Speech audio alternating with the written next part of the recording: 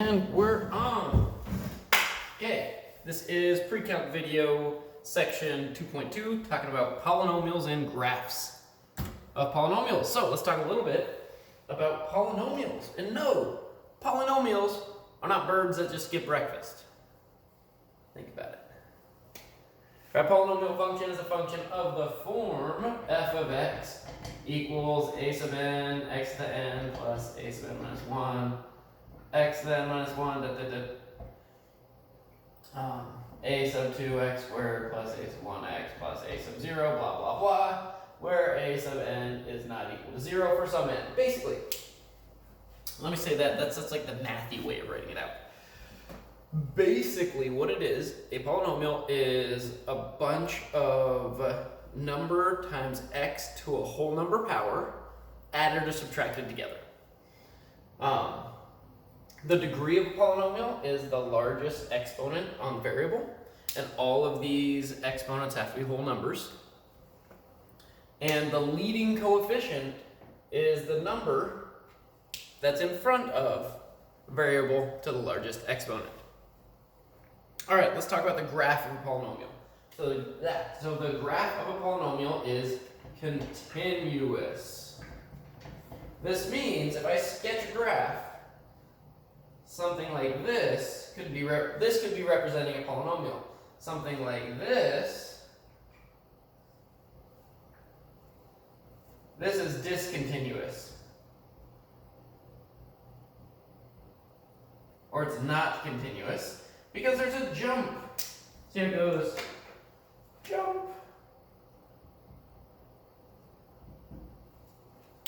So a continuous function is a function whose graph has no breaks, no holes, no gaps, no jumps.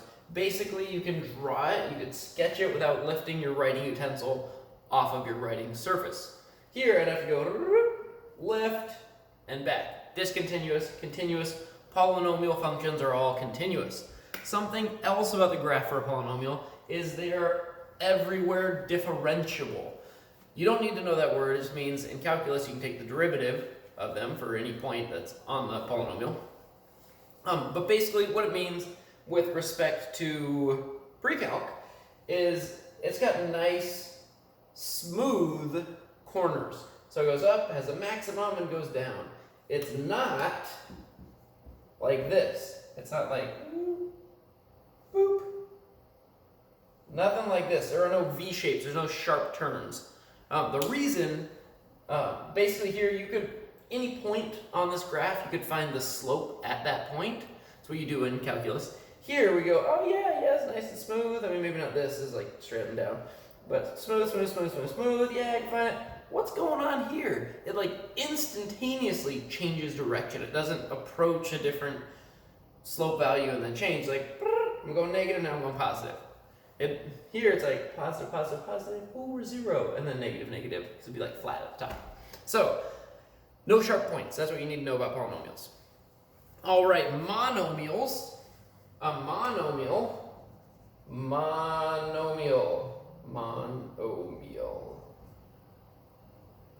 or something like x squared, x to the 5th, x to the n, and you can have an a in front of it.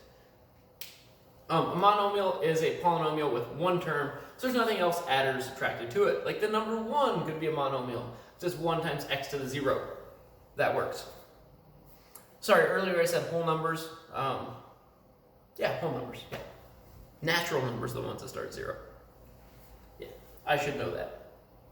All right, let's talk about shapes. Shapes of graphs of what we're going to call power functions. Don't worry about this that much. A power function is just f of x equals basically a parent function monomial. So like x to the n. So for example, if I have f of x equals x squared, we know the graph of that looks like this. Where we got 1, 1, and we have negative 1, 1 here. Right, if I have like a half squared is a fourth, so it's like close to 0 there, like 2, 4, 3, 9, and so on. if I have f of x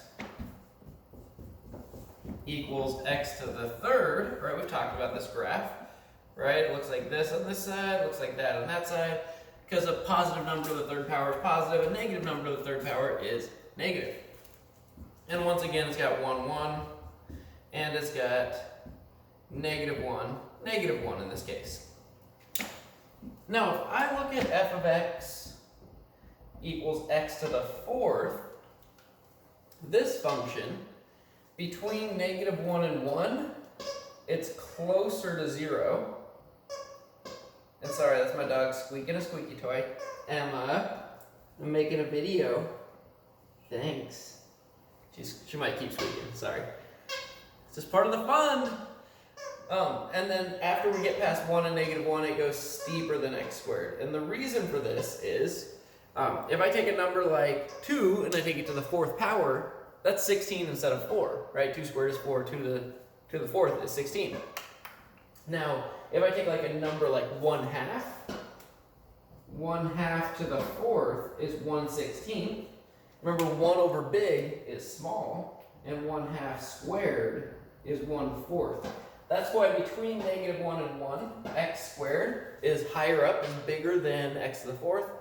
After 1 and negative 1, the y values get bigger because like 2 to the fourth equals 16, 2 squared equals 4.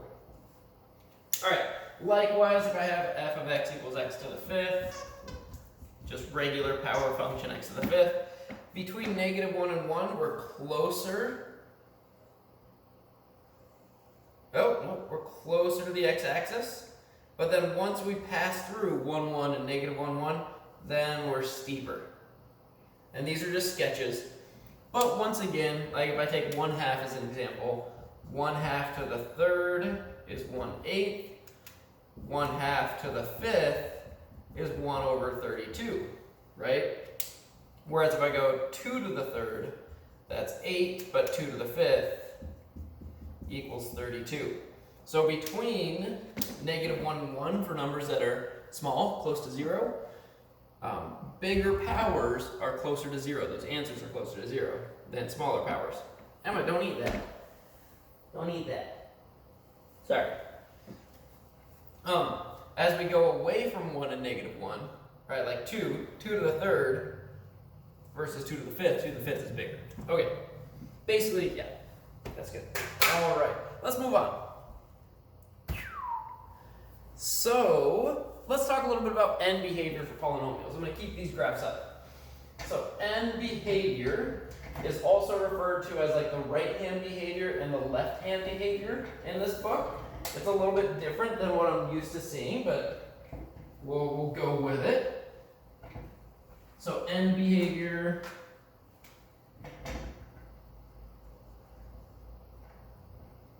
slash right or left hand behavior. Basically, it's saying if I have a graph, and let's just say for fun, it's f of x equals x to the third. As I go to the right, so as x goes to infinity, as x gets bigger, the function f of x goes to infinity. Which means the graph rises to the right. As I go to the right, it gets bigger. Now for x to the third, as I go to the left, it falls. So here the graph falls to the left.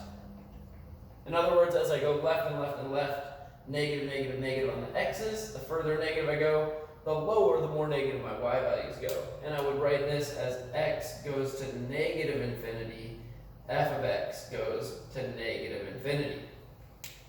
Now, if I had something like, let's say, x to the fifth, it would look just like this. I mean, they look the same. Their behavior is just a little bit different. Like it's steeper or less steep, like between negative 1 and 1 or outside of that. But still, the end behavior is still going up on the right, going down on the left. Or rises to the right, falls on the left. If we look at x squared or x to the fourth, rises to the right, rises to the left. So here I could write this as x goes to infinity, f of x goes to infinity. I think the book switches these. F of x goes to infinity, as x goes to infinity. That's okay, either way. X goes to negative infinity, f of x goes to infinity. Right? If I go left or right on the x-axis, negative or positive, the y values go up. That is what that's saying. All right, so now what we need to talk about is basically like, what if I have something like this? Like f of x equals a to the n, x to the n plus blah, blah, blah, blah, whatever, a sub 1 x plus a sub 0, and this is not 0 here. Well, let's actually look at it. Let's look at an example. Let's get rid of that. Do an example. Here we go. Let's say we got f of x equals negative x to the third plus 4x. I want you to think. Let's just go with 4x squared. Better. We're looking at end behavior. As we go to the right, what do the y's do? As we go to the left, what do the y's do? So as x gets really positive, like woohoo, super positive, really big x numbers, what do you think is going to be more important? X to the third or x squared? And a way to check this, you'd be like, well, I mean, 100's kind of a big number, right? What's bigger? 100 times 100 times 100 or 100 times 100? Obviously, the first one's 100 times bigger because it's x to the third, right? 100's really not that big of a number when we're talking about like big numbers. So what we do when we look at this for end behavior, or the right or left hand behavior, is we find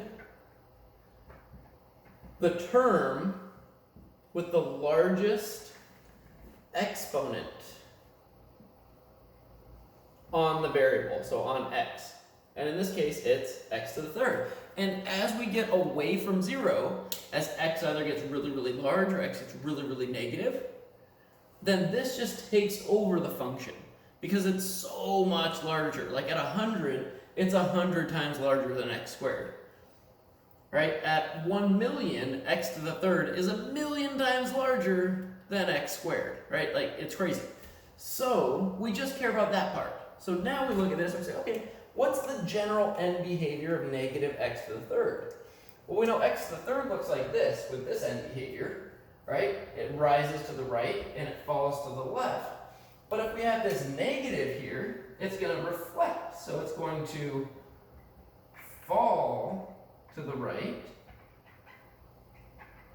and it's going to rise to the left. And that's because of this negative here.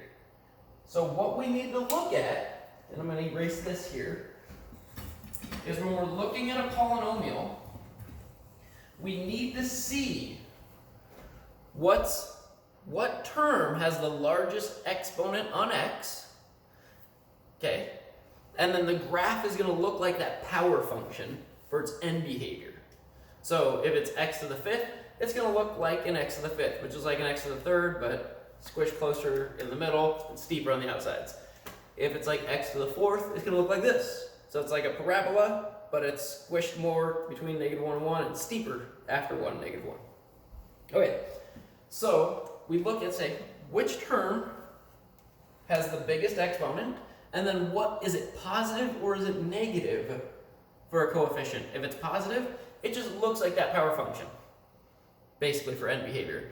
If it's negative, it is a reflection, and it's the opposite directions. So I'm going to give you a problem, give you a couple problems to look at and think about, and then I'll do them. So let's say we have g of x equals x to the fourth minus 5x squared plus 4.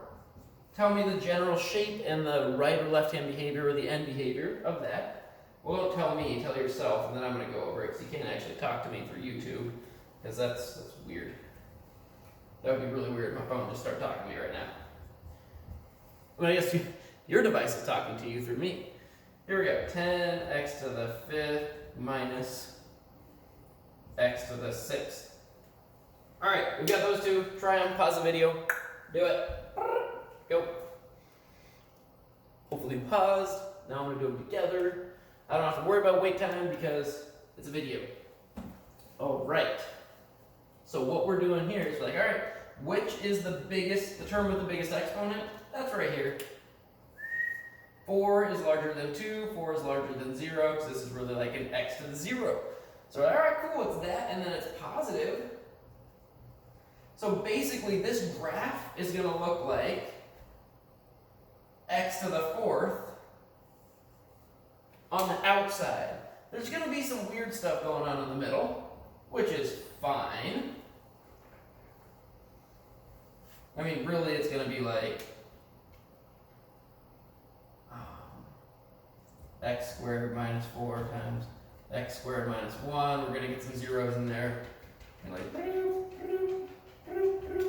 we'll go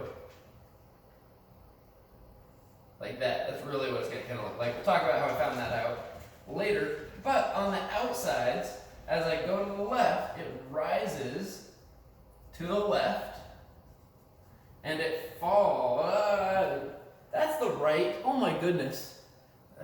Thinking too many different things in my head, trying to think ahead. It rises to the right-hand side. If you're ever confused, there's always this good old trick where you put your fingers up and you hold them up, and you're like, which one makes a correct L? Your left hand makes the letter L, your right hand makes a backwards L. If you ever forget. Hopefully you don't forget. All right, and then it falls to the left. Oh my goodness, I'm just writing things. This is totally wrong. And I'm not even gonna redo this video, so I'm sorry. It just takes too long to edit and redo these. It's not falling. As I go to the left, the graph is rising. So it rises to the left. In other words, as x goes to infinity, negative infinity, as we go this way, f of x goes up. It goes to infinity. As x goes to infinity, f of x goes to infinity. This, I think, is what the textbook wants, and it's going to be multiple choice on WebAssign, so just pick the right one.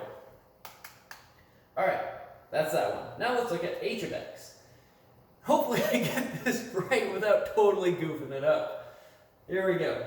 Let's look at it. Well, it's 10x to the 5th, and then minus x to the 6th. All right. What's bigger, 5 or 6?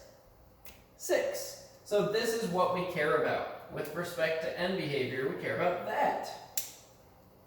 So here, I mean, I could factor this and go like x to the 5th times 10 minus x.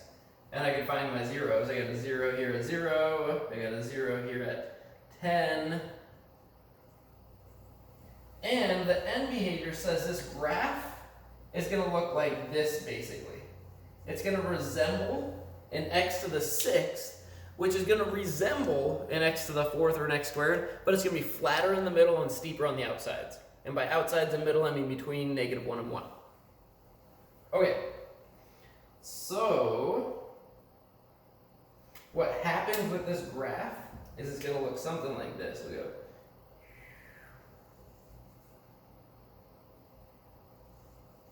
Basically like that.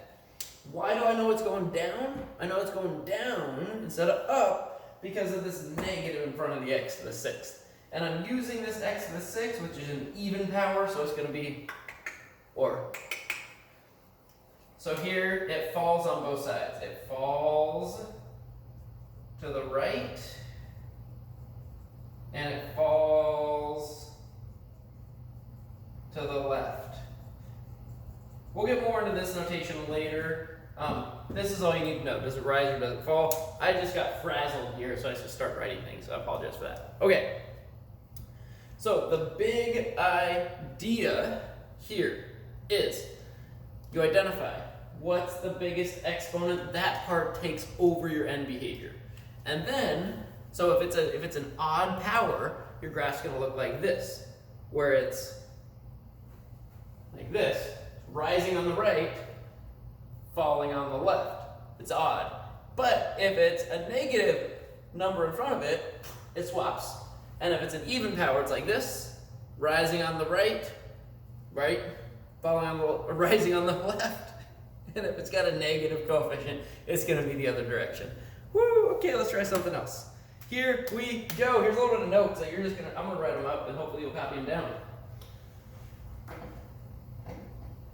So this is not quite the fundamental theorem of algebra, but it is a corollary.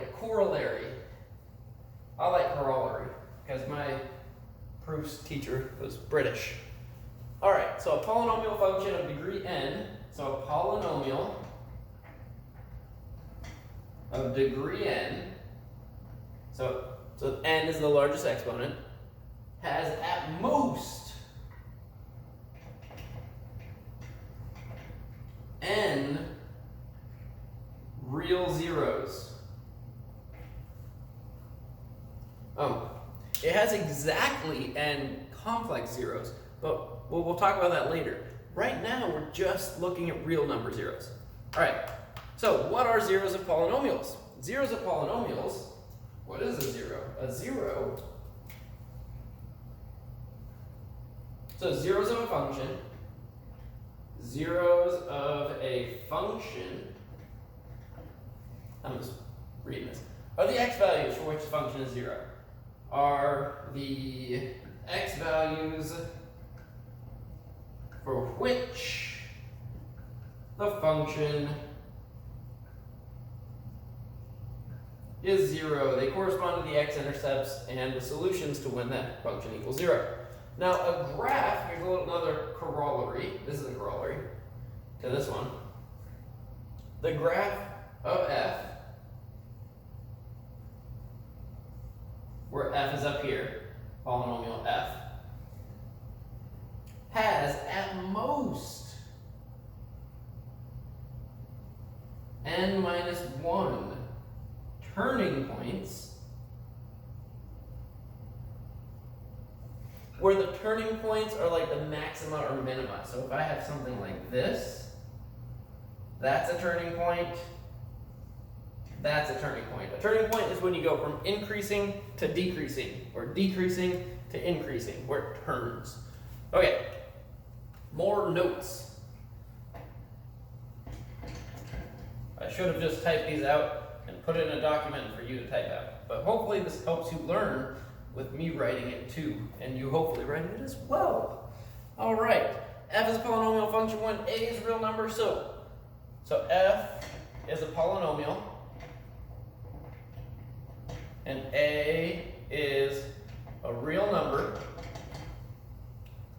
So each of these statements are equivalent. They mean the same thing. So if x equals a is a zero of the polynomial of the function f, let's make that actually an of, that's the same as saying x equals a is a solution to f of x equals 0, which is the same as saying x minus a is a factor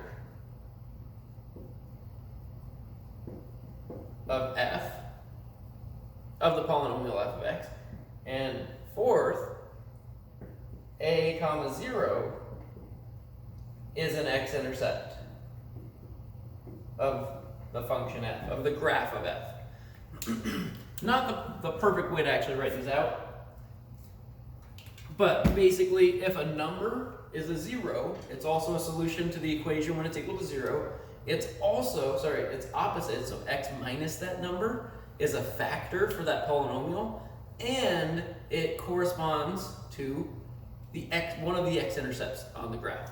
So x equals a corresponds to the x-intercept a comma 0. X equals a corresponds to the factor x minus a. Because if I put a in here, instead of x, it'd be a minus a, which is 0, and 0 times anything is 0. All right, let's actually do some math here. It's a lot of talking, right? And this is all math. This is like the beautiful math.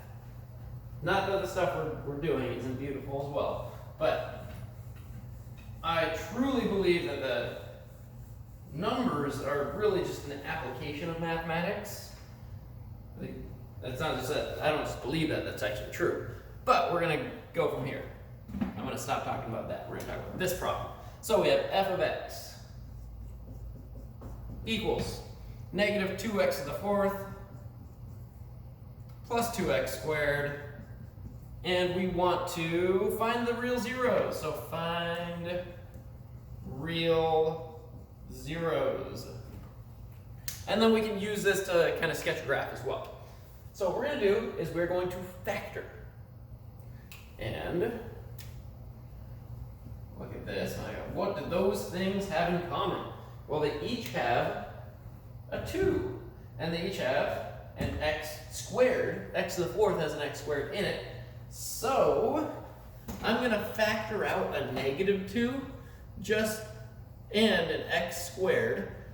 I'm doing this because I like to have my first coefficient be positive. Alright, so I have f of x, because I've got more factoring to do after this, equals negative 2x squared times, this is going to give me x squared, this is going to give me minus 1, because positive divided by negative is negative. I can factor this further to get negative 2x squared. This is a difference of two squares, right? I could go x squared negative 1. I go x minus x, right? To get x minus 1 times x plus 1. So if I want to find my zeros, I remember x equals a is a 0 is the same as saying x equals a is a solution to when the equation is equal to 0, which is why we're factoring because of the zero product property. So I'm just going to solve 0 equals negative 2x squared times x minus 1 times x plus 1. Remember, zero product property says we can just go this thing equals 0, this thing equals 0, or this thing equals 0. And by thing, I should really be saying factor. This factor equals 0, this factor equals 0, this factor equals 0. Well, I can divide by negative 2 and square root, just get 0. So x equals 0 is a 0. X equals 1 is a 0, because I can add 1 to both sides. And x equals negative 1 is a 0. These are my zeros, so I write it as x equals 0, comma, 1, comma, negative 1. I think you might want to do it in order from smallest to largest on WebAssign, so really you'd go negative 1, comma, 0, comma, 1. I think, read the instructions, make sure, you got 5 attempts, so don't waste it on messing up the order, please. These are my zeros. Now, something interesting happened here because we had this factor. This 0 came from an x squared. So we say when x equals 0, this 0 has multiplicity 2, which is an even number. Because we had x squared equals 0. If this was x to the third, the multiplicity would be 3. Or if, for example, I had something like this in the problem, like x plus 1 to the fourth equals 0, where negative 1, which would be the same as x plus 1, x plus 1, x plus 1, x plus 1, right? There would be 4 zeros that are all negative 1, so the 0, x equals negative 1, would have multiplicity 4. Not the case, that's just an example of when that would happen. Now you may be like, oh my goodness, Mr. Race, why? Why do we care about that? Because if I want to sketch the graph, I need to know what the zeros are, what the end behavior is, and what the multiplicity of those zeros are as well. So let's talk a little bit about how we would sketch that graph. Boom! So what I'm going to do is I'm going to put my zeros on my graph. In general, when we're sketching a polynomial, we don't really care about the scale on the y value, because it's just a sketch. We just care, is it rising as we go to the right, or is it falling as we go to the right? Is it rising to the left, or is it falling to the left? So, first I put in my zeros. I got a 0 at, 0. Use a different color. Let's go green. Bulldog green. 0, 1, and negative 1. Those are our zeros. And we look here and say, well, what's the end behavior? We've got an x to the fourth and an x squared. X to the fourth takes over, because 4 is bigger than 2. We look at this and say, aha, the lead coefficient is a -2. So that's going to reflect, and we're going to have this sort of end behavior. Where as I go to the right, I fall. As I go to the left, I fall. So it's going to be going down on both sides here. So it's going to be like that. Now, the reason I can just draw these kind of straight lines, they should be curves, but they look kind of straight, is because the multiplicity on -1 and 1 is both 1. So anytime you have a multiplicity of 1, as the polynomial goes through that 0, it's going to look kind of linear. It's going to look kind of like a straight line. It's not going to have any weird curves happening. Now at 0, this is weird because we're like, well, I'm going up, I need to come back down to 0, so I go back down to 0, I go back down to 0, and what happens is the polynomial is just going to touch. It's just going to come down and boop, hit the x-axis right at x equals 0. And if we were to zoom in, I mean, if I took my phone and just like put it up there, it would look like a parabola right there because it's multiplicity 2. It's x squared. It looks kind of like a parabola, like an x squared. If it was multiplicity 3, it would look like a little cubic coming right through. I mean, it could be going the other way, like that. All right, and that's how we sketch it, right? End behavior, zeros. Multiplicity 1, it's going to go through the graph similar to the way a line would go through the x-axis. Multiplicity 2, it's going to come down just like an x squared, like a parabola, and it's going to just touch the graph and come back up. So even multiplicity looks like an x squared or an x to the fourth, where it comes down and boop, pops off. Odd multiplicity is going to go through the graph. If it's just multiplicity 1, it goes through kind of looking like a line-ish. If it's x to the third, it would come up and go whoop, whoop. Do a little like a cubic function does at 0. Okay, let's do another example. Another one. I feel like I'm talking really fast. I'm sorry. You might have to put this one on like 0.75 speed.